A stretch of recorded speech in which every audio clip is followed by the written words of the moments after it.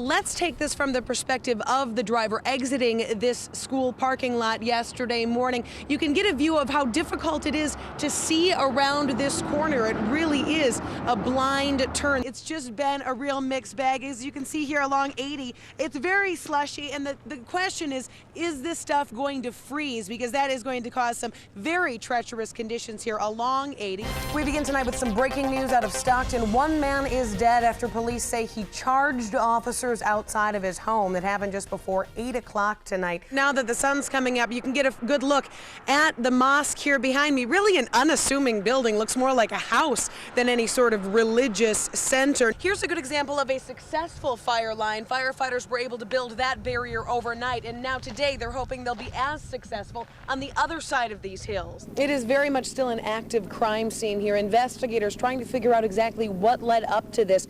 3 people shot to death inside this home here behind me, and this is where you do so. They have all these computers set up. You have to pay by the stall number that you parked in, so remember that number when you come.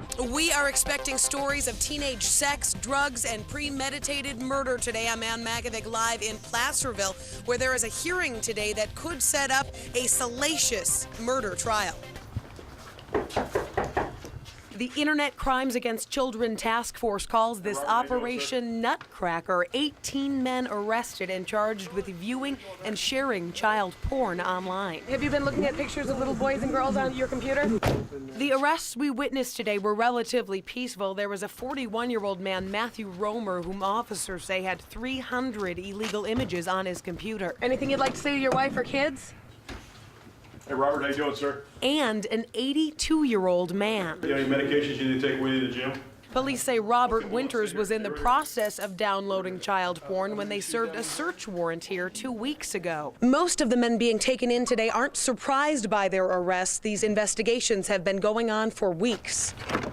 Neighbors, though, were surprised. I would never have guessed that in a million years. I've seen him with his 2 grandkids out. This woman says she was impressed with Winter's prowess on the internet, requesting her on Facebook and posting videos to YouTube. This woman let her 12-year-old daughter bring him bread. You know, I thought it was very harmless, but now I feel bad that I even let her go by herself next door. It just goes to show you don't know people.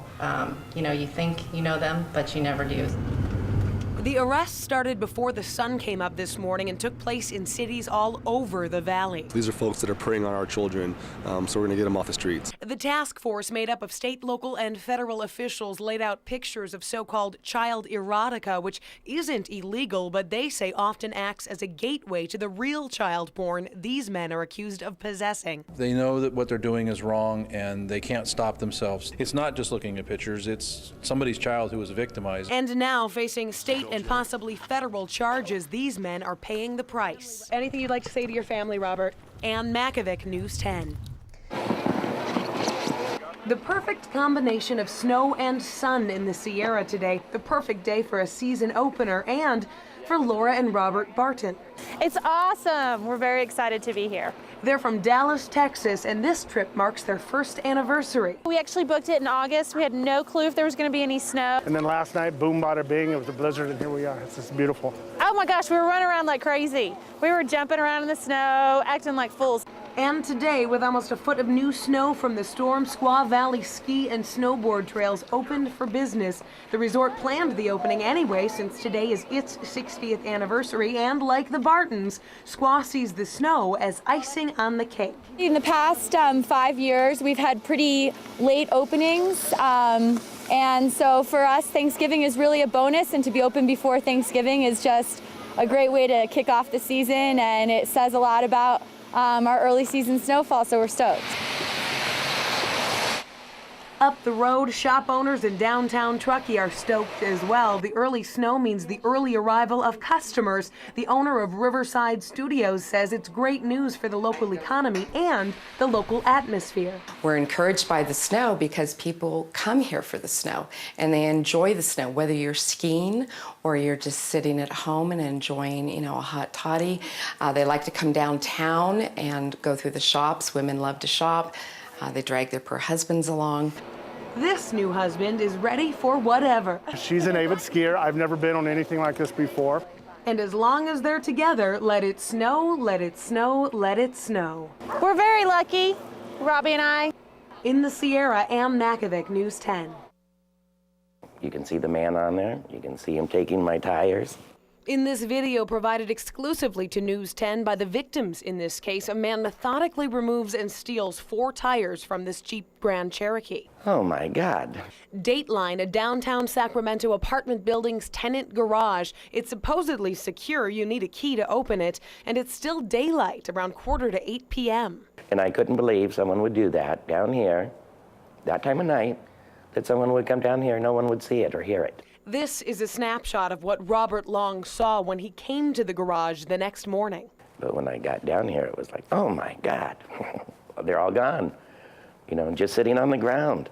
He reported the theft at his building's leasing office that morning, and lo and behold, one of his neighbors had already turned in this DVD of the crime in progress. They released it to News 10 on the condition that we wouldn't release the building's name or address.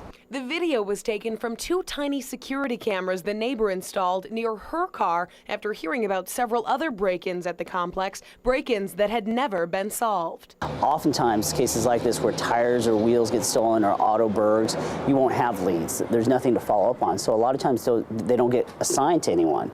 But this video with full facial shots of the suspect, his ponytail, and his bold crime in action offers some hope. Definitely with a video, there is a lead. You know who to look for now. I just hope he gets caught and doesn't do it again to someone. In downtown Sacramento, Ann Makovec, News 10.